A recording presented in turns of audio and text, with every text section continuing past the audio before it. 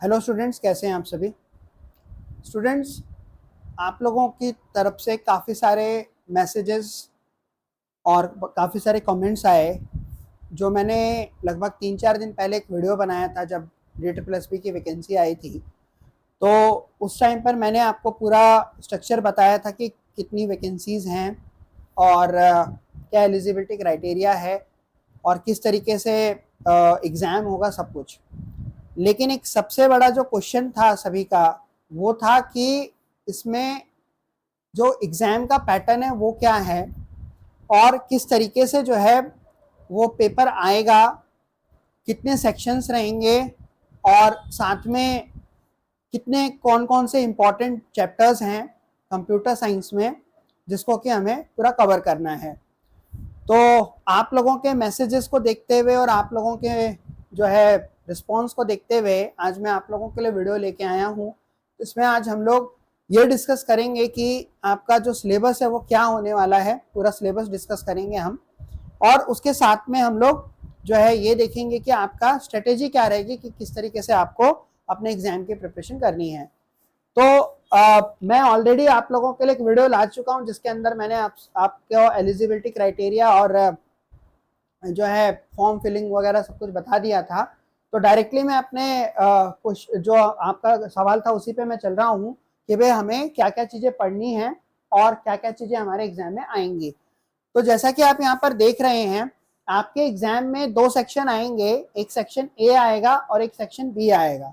तो section A के अंदर अगर हम बात करते हैं तो जीए है, आपका जनरल अवेयरनेस, जनरल इंटेलिजेंस है, रीजनिंग एबिलिटी है और आपका मैथ्स है। तो आप अगर प्रिपरेशन करते हैं और कॉम्पिटिटिव एग्जाम्स की भी, अगर आप बीपीएससी की प्रिपरेशन कर रहे हैं या कोई और कॉम्पिटिटिव एग्जाम की प्रिपरेशन कर रहे हैं जिसमें आपने केवीएस की, एनवीएस की या और कोई कॉम्पिटिटिव एग्जाम, यूपी टेट वगैरह की, यूपी में पीजीटी टीजीटी की अगर आपने प्रिपरेशन करी है तो उसके अंदर भी आपने ये सारी चीज़ें देखी होंगी। तो यहाँ पर जो है जीए, जनरल इंटेलिजेंस और रीजनिंग या मैथ्स की अगर हम बात करते हैं तो ये सेम आपका वही पार्ट है, वही आपका सिलेबस है जो सिलेबस आपका और एग्जाम्स में भी आता है। तो इसमें कुछ अलग नहीं है।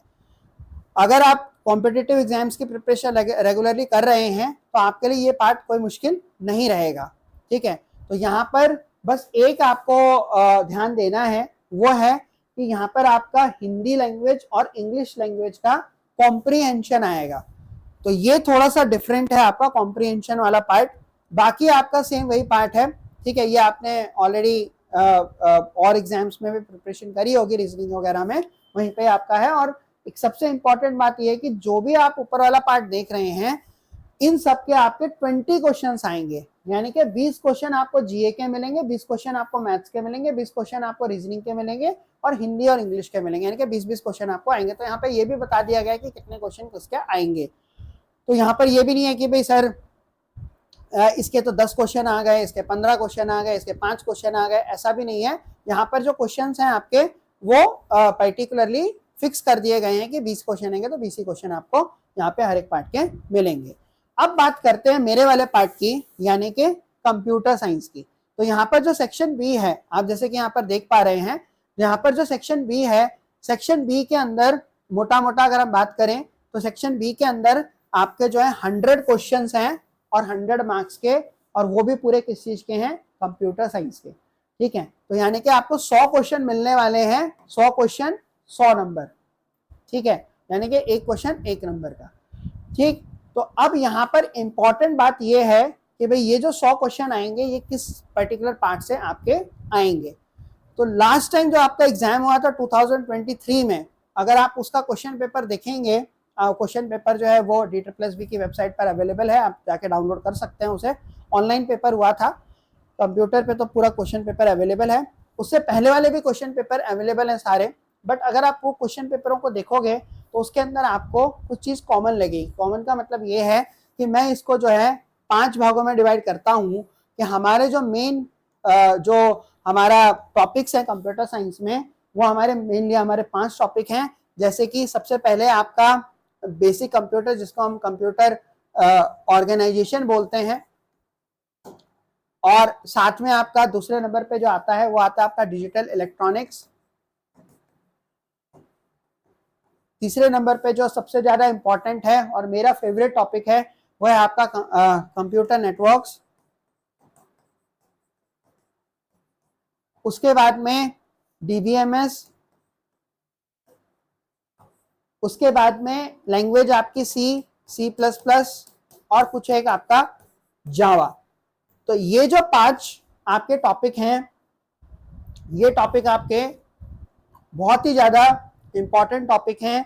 ये वो टॉपिक हैं जो आपको हर एक एग्जाम में मिल जाएंगे, चाहे वो आपका DTPSB का पेपर हो, चाहे वो आपका राजस्थान अनुदेशक का पेपर हो, किसी भी कोई भी एग्जाम हो, चाहे आपका बीपीएससी का एग्जाम हो, कोई भी एग्जाम हो, सब एग्जाम में आपको 5 टॉपिक देखने को मिलेंगे और इन 5 टॉपिक में से आपको मैक्सिमम क्वेश्चन देखने को मिलेंगे। उसके साथ साथ में हम अगर बात करते हैं तो ऑपरेटिंग सिस्टम, सॉफ्टवेयर इंजीनियरिंग और ई कॉमर्स, ये टॉपिक जो 3 टॉपिक हैं, ऑपरेटिंग सिस्टम भी बहुत इंपॉर्टेंट टॉपिक है, सॉफ्टवेयर इंजीनियरिंग भी बहुत इंपॉर्टेंट टॉपिक है, ठीक है, ये दोनों टॉपिक भी आपको देखने को मिलते हैं। ई कॉमर्स को हम थोड़ा सा साइड में रख लेते हैं, मतलब इसमें से क्वेश्चन आपको मिल भी सकता, नहीं भी मिल सकता, लेकिन ये 5 टॉपिक को छोड़कर ये 2 टॉपिक हैं जो आपके लिए और ये भी इंपॉर्टेंट टॉपिक आपके शामिल इसमें होते हैं, ठीक है। इसको छोड़कर अगर हम थ्योरी ऑफ कंपटीशन की बात करें या अगर हम मल्टीमीडिया की बात करें, एआई की बात करें, तो ये टॉपिक्स आपके एग्जाम में काम के नहीं हैं, यानी कि ये टॉपिक्स आपको DTPSB के पेपर में देखने को नहीं मिलेंगे। खासकर बच्चे जो हैं वो सबसे ज्यादा परेशानी उनको जो है वो थ्योरी ऑफ कंपटीशन में होती है, क्योंकि थ्योरी ऑफ कंपटीशन थोड़ा सा मुश्किल टॉपिक है जो बीपीएससी में आता है, लेकिन यहाँ पर आपका कोई थ्योरी ऑफ कंपटीशन टॉपिक नहीं आपको देखने को मिलेगा। तो ये 5 टॉपिक हैं। अब रही बात, 5 टॉपिक तो इंपॉर्टेंट है, साथ में 2 टॉपिक आपके ऑपरेटिंग सिस्टम और सॉफ्टवेयर इंजीनियरिंग। रही बात पेपर के लेवल की, तो देखिए लास्ट टाइम जो पेपर हुआ था वो आपका मॉडरेट लेवल का था कंप्यूटर साइंस का, ठीक है। बाकी देखिए और जो चीजें आपकी इंग्लिश वाली है, हिंदी वाली है, रीजनिंग वाली है या मैथ्स वाली जो आपके और ये जो क्वेश्चंस हैं, ये तो आपके जो रिस्पेक्टेड टीचर्स हैं वो आपको बताएंगे अच्छे से, ठीक है, कि भाई किस लेवल का रहेगा। लेकिन मैं कंप्यूटर साइंस की अगर बात करता हूँ तो पेपर आपका मॉडरेट था, बिल्कुल, मतलब बहुत ही ज्यादा हाई लेवल का भी नहीं था, बहुत ज्यादा लो लेवल का भी नहीं था। अगर आपने अच्छे से प्रिपरेशन करी तो आप आराम से पेपर को निकाल लोगे और अच्छी खासी भरमार है वैकेंसीज की, लेकिन बच्चे भी बहुत ज्यादा मिलेंगे, बिकॉज इस पेपर के अंदर ना तो कहीं बीएड मांगी गई है और ना ही कहीं पे कोई स्टेट या कोई भी आपका स्टेट क्वालिफाई एग्जाम मांगा गया है।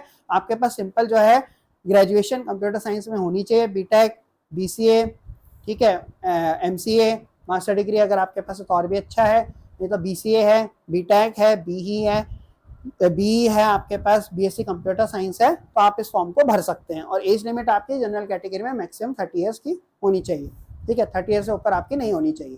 तो ये सारी चीजें हैं जो आपको ध्यान रखनी है। अब सबसे इंपॉर्टेंट बात ये कि सर आपने सिलेबस तो बता दिया, लेकिन सबसे इंपॉर्टेंट बात कि भाई सर हम प्रिपरेशन कैसे करें। तो प्रिपरेशन करने के लिए आपको क्या करना है, हमारा बैच जो है वो स्टार्ट हो रहा है 10 तारीख से, ठीक है। टाइमिंग आपको मैं कंफर्म कर दूंगा, टाइमिंग लगभग आपकी इवनिंग में रहेगी, ठीक है। तो आपके लिए 10 तारीख से बैच स्टार्ट हो रहा है और अभी जो है उस बैच की जो कीमत है, 3 मंथ्स का बैच है आपका, वो 529 रुपीज में आपको मिल रहा है, ठीक है। 3 महीने का बैच है, 529 रुपीज में आपको मिल रहा है। और सबसे अच्छी बात यह है 3 महीने के अंदर अंदर आपका पेपर हो जाएगा। 1 महीने आपका फॉर्म फिलअप में लगेगा, 2 महीने आपको टाइम मिलेगा, 3 महीने के अंदर अंदर पेपर हो जाएगा। इसमें आपको जो है आप अपने पर्टिकुलरली आपकी लाइव क्लासेस रहेंगी सभी टॉपिक्स की, ठीक है। उसके साथ में आपको मॉक टेस्ट और सारी चीजें आपको यहाँ पर मिल रही हैं। और अगर आप DTPSB को छोड़कर अगर आप राजस्थान अनुदेशक और बीपीएससी की प्रिपरेशन भी कर रहे हैं तो वो भी आपका इसी प्राइस के अंदर कवर हो रहा है, ठीक है। बस आपको एक चीज याद रखनी है कि प्राइस आपका 10 तारीख से बढ़ जाएगा, ठीक है। तो आप 10 तारीख से पहले एडमिशन लीजिए, 10 तारीख से आपके लिए नया बैच स्टार्ट भी हो रहा है। 529 रुपीज में आप एडमिशन ले सकते हैं। और एक और बात आपके लिए कि अगर आप मान लो शुरुआत करना चाहते हैं, आपको लगता है कि पता नहीं सर कैसा पढ़ाते हैं, क्या कराते हैं, ठीक है, तो आप 1 रुपए से भी शुरुआत कर सकते हैं, 1 रुपए में एडमिशन ले सकते हैं, ठीक है। आपको मेरा कोड याद रखना है, नीरज सर, 1 रुपए में भी आप एडमिशन ले सकते हैं। 1 रुपए में जो है आपकी 2 दिन की वैलिडिटी रहेगी। बस आपको एक चीज याद रखनी है कि अगर आपको नहीं पसंद आता तो आपको एक कैंसिल करना पड़ेगा, क्योंकि आपका ऑटो पे है, ठीक है। तो अब आपसे बहुत ही जल्द मुलाकात होगी अगली यूट्यूब क्लास में और पेड क्लास में। जब तक के लिए बने रहिए मेरे साथ। अगर आप नए हैं इस चैनल पे, चैनल को सब्सक्राइब कर दीजिए, वीडियो अगर अच्छी लगे तो लाइक कर दीजिए, और हाँ सबसे इंपॉर्टेंट, अगर आपका कोई क्वेश्चन है तो कमेंट सेक्शन में डाल दीजिए।